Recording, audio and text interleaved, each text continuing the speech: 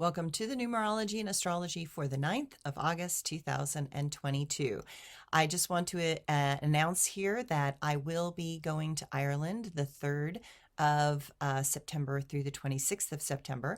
So I will not be working because I am going on a once-in-a-lifetime trip through Ireland. So wish me luck. I'm super excited. I have Irish Catholics on both sides of my family, so I'm going back to where my roots are, and I'm really excited about it.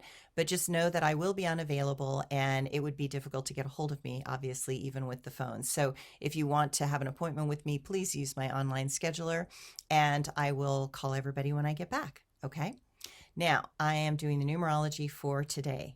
If you add all those numbers together, you get the number 23. And if you add the 2 and the 3 together, you get the number 5. The number 5 reminds us that to have things work in the physical plane, the number 5, one must first have to have the head, which is the first aspect, and the heart, which is the second aspect, in agreement. But then we also need to be clear about our intention, which is the third aspect. And I remember the guides asking me the question, what purpose does it serve? What they kept asking was, why am I doing this one thing, and why is this one thing so important to me? The answers I was giving were not enough for them, and all my ego answers fell flat, and I realized that doing things just for my ego were never going to make me happy. It had to be for the greater good.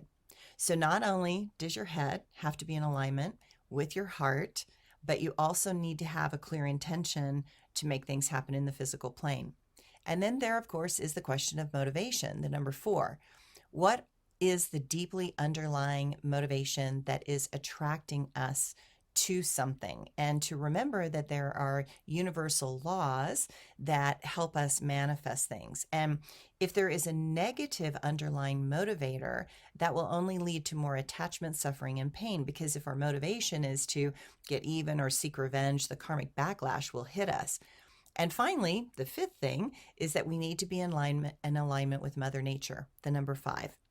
There are universal laws that apply to this dimension in time. Breaking the natural laws will always manifest down the road as physical problems, health concerns, struggles, financial worries, greediness, hoarding, and emotional challenges that are the doorways to the lessons about responsibility, the number 5.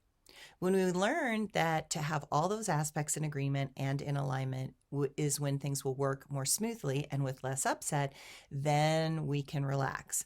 There is a phrase, great care in some things, counterbalanced by equal disorder in others. We see this all the time in life. There are those that are brilliant, but they cannot seem to get organized enough to pay the bills, get the groceries, clean the house, take care of their health, all those natural things. It is all about balance in life and knowing that what we do well and what we do not do well. While it is important to do some things well, it is also important to put things into place to help align our weaknesses into a healthy perspective and proportion. The astrology for today. The moon in Capricorn helps us to get things back in gear. Structure is calming and familiar, giving us methods to help us find meaning. Mars will semi-square to Jupiter, and it can throw all our plans out the window. All calculations seem to become irrelevant. Then add in that Mercury will quincunx to Jupiter, and it might be best to not make any conclusions until we can see things more clearly, and what all things might involve. While Jupiter gives a lot of enthusiasm, the angles make us overreach, and then we do not really know what is going to be required for our choices. There are moments when the timing is just not right, and this is that moment. The best use of this energy is to clear clutter, organize, release things, and get to a place of clarity where we finally understand all the pieces involved. We can make a better choice another time.